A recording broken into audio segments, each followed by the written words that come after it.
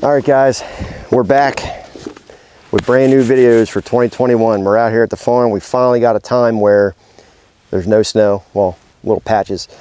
But welcome to the channel in 2021 with brand new content. Now today, we have this wall up here that we planted last year in Egyptian wheat. And for that reason was to just kind of to get something going, get the soil kind of built up a little bit because it was really rocky.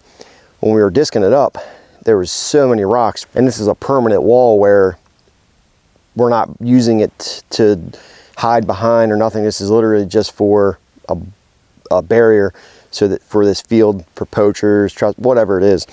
But we're going to convert this now to a switchgrass wall, and we went ahead and we ordered some switchgrass. We got 4 pounds here. I did the calculations on it, and we're going to put it in the spreader here, and we're going to walk up and down this, and we're basically frost seeding switchgrass. But when you do this, you have to follow the proper steps. You have to eliminate weeds. This was all weed eliminated last year. We'll come in here, in spring green up, we'll probably have to spray some Glide on it to eliminate the weed competition for switchgrass, because any weeds that come up within the switchgrass, it shunts it out, kills it, dies, and it's no good. So we're going to frost seed this. We'll keep you updated throughout the year on the process, and we'll show you how it's making out. We should get a few feet of growth within the first year, and then maybe within the second, third year, we'll be up, 6-8 feet tall, and as long as we maintain it and all that. We're pretty dusty. We just got done spreading some lime on here as well, and let's get busy, guys. Let's get some frost seeding done.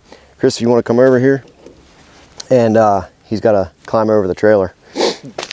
And we just have these little bags of switchgrass here. Cave and Rock, it's the most popular brand for up north here, but it's little 1 pound baggies, and we're just going to cut this open. I did the math on this, and we need 3 pounds of switchgrass for this wall. So we're just going to cut this out. Doesn't seem like much, really, but it is in a way.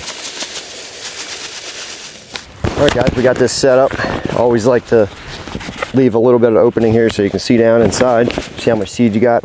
We're gonna go on a very light setting for this, and we're just gonna walk this edge all the way around and get the seed in there. And over the next 6 weeks or so, we're gonna get that freeze thaw action. It's gonna work that seed in the ground all through here, and hopefully in spring green up we'll get some switchgrass growing.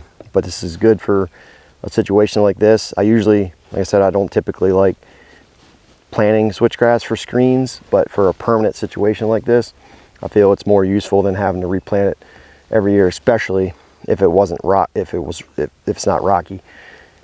Actually, if this wasn't rocky like it is, I would probably continue to plant my Egyptian wheat, but trying to get in here with a rototiller and disc, you bang the equipment up, and it's just not worth it. So each variety, each plant has a purpose, and for this, switchgrass is more beneficial for this situation.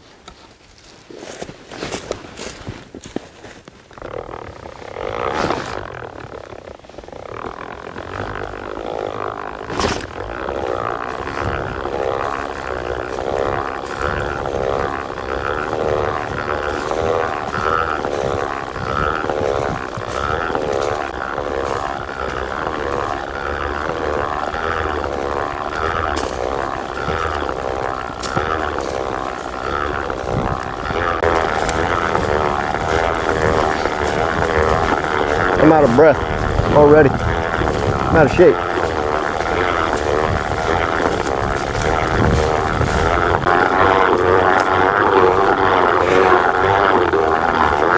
Anytime you guys are doing this, you want to make sure that you open your setting up very small, and as you're going through, that way you can go back and forth several times, that way you don't run out of seed.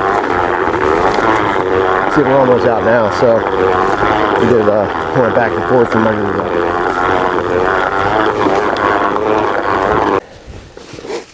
All right, so we just finished frost seeding switchgrass.